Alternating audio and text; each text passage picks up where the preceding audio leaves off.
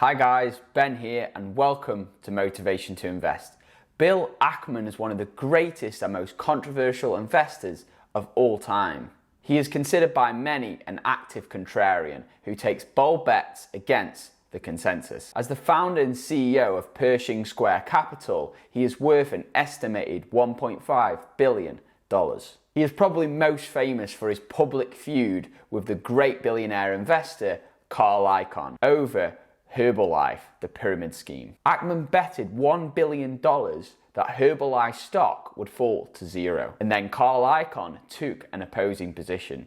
This caused the two to ensue in a public feud. In recent times, Bill Ackman has turned $27 million into $2.6 billion by predicting that the global health crisis will cause the stock market to crash. Moreover, Ackman recently sold his shares in Warren Buffett's Berkshire Hathaway so his own investing firm could be more nimble and take advantage of a potential stock market crash again. So it seems Bill Ackman has no issue making bold bets against the consensus. So now we're going to take a look at what the business looks like on a piece of paper. We're going to look at something called a balance sheet. And a balance sheet tells you where the company stands, what your assets are, what your liabilities are, and what your net worth or shareholders' equity is. So you take your assets. In this case, we've raised $500. In exchange for the $500, the person who put up the money only got a third of the business. The other 2/3 is owned by us for starting the company. Well, that's $1,000 of goodwill for the business. We'll borrow $250. Well, we're going to owe $250. That's a liability. So we got $500 in cash from selling stock, $250 from raising debt, and we owe $250 loan. And we have a corporation that has, and you'll see on the chart, shareholders' equity of $1,500. So that's our starting point. Now let's keep moving.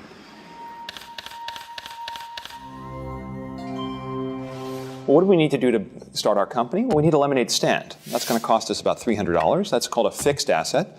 Unlike a lemon or sugar or water, this is something that you, like a building, you buy and you build it. It wears out over time, but it's a fixed asset. And then you need some inventory. What do you need to make lemonade? Well, you need sugar, you need water, you need lemons, you need cups, you need little containers, and perhaps some napkins, and you need enough supplies to, let's say, have 50 gallons of lemonade in our start of our business. Now, 50 gallons gets us about 800 cups of lemonade, and we're ready to begin.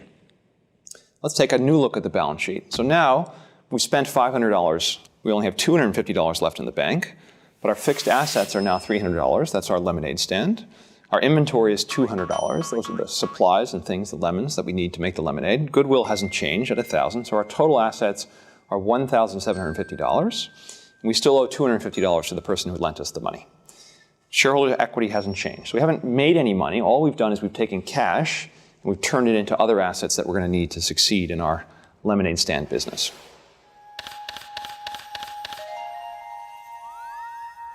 So let's make some assumptions about how the business is going to do over time.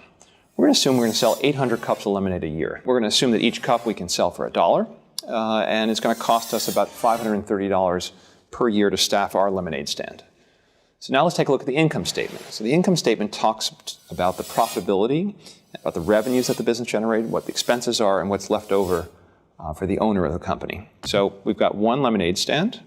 We're selling 800 cups of lemonade in our stand, charging $1. So we're generating about $800 a year in revenue. And we're spending $200 on inventory. There's a line item here called COGS. That stands for cost of goods sold. We have depreciation because our lemonade stand gets a bit beat up over time and it wears out over 5 years, so it depreciates over 5 years. We've got our labor expense for people to actually pour the lemonade and collect cash from customers. And we have a profit, we have EBIT, and that's earnings before interest and taxes of $10. That's kind of our pre-tax profit for the business. We didn't make very much money because you take that pre-tax profit of $10 and you compare it to our revenues, it's about a 1.3% margin. That's not a particularly high profit. Now we've got to pay interest on our debts, and we have a loss of $15, and then we don't have any taxes, but at the end of the day, we still lose money.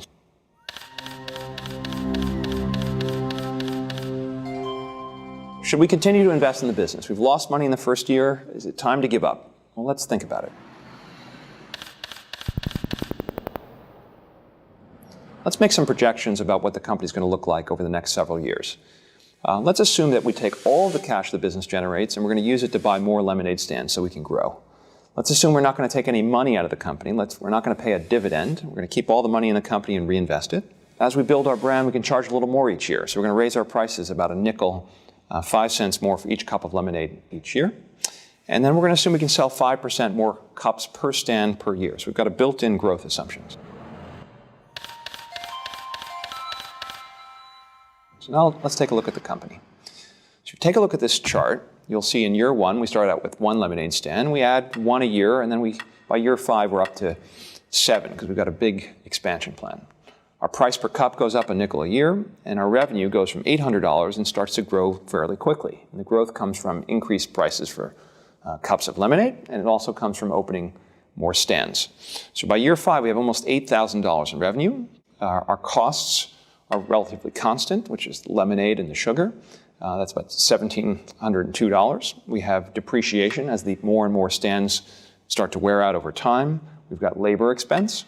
But by year 5, the business is actually doing pretty well. We went from a 1.3% margin to over a 28% margin. So the business is now up to scale. We're starting to cover some of our costs. We're growing. We're still paying $25 a year in interest for our loan. And we have an earnings before taxes after interest of $2,300 by the end of year 5. So we put $500 into the business. We borrowed $250. And by year 5, we're making a profit of $2,300. That sounds pretty good. Now we have to pay taxes to the government. That's about 35%. And we generate net income, or another word for profits, of $1,500 by the 5th year, and about $1 a share. So if you think about this, our friend put up $500 to buy 500 shares of stock. He paid $1. And after 5 years, if our business goes as we expect, he's actually making $1 a share in profit. That sounds like a pretty good deal.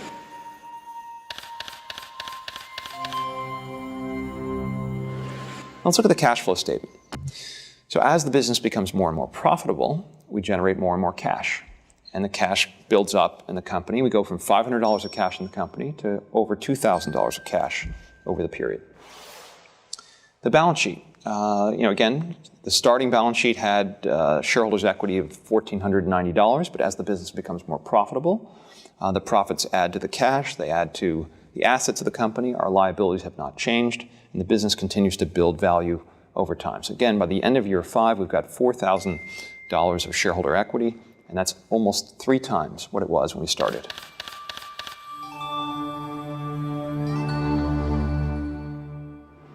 Now, is this a good business or a bad business? How do we think about whether it's good or bad? One thing to think about is what kind of earnings are we achieving compared to how much money went into the company?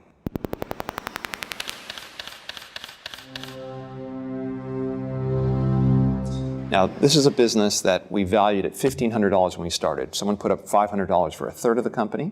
We give it a $1,500 value. But at the end of year 5, it's earning over $1,500 in earnings.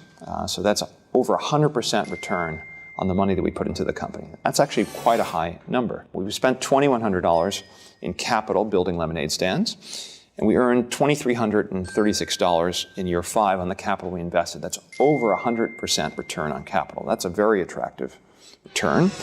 Earnings have grown at a very rapid rate, 155% per annum. This is really a growth company. And our profitability has gone from 1.3% to 28.6% by year 5. As we grew, we had to buy more and more lemonade stands. Now, those lemonade stands only cost $300 each. But imagine a business where every time you grew, you had to build a new factory to produce more and more product. And those factories were really expensive. Well, that company might generate a lot of cash from the business, but in order to grow, you're going to have to just reinvest more and more cash into the business. The best businesses are the ones where they don't require a lot of capital to be reinvested in the company. They generate lots of cash that you can use to pay dividends to your shareholders, or you can invest in new high-return, attractive projects. Which of Bill Ackman's rules resonated the most with you? Comment your favorite below. If you enjoyed this video, go ahead, smash that like button, and definitely subscribe. See you next time. Coming in, flex, I just wanna win, LABB who we running with, coming in, flex, I just wanna win,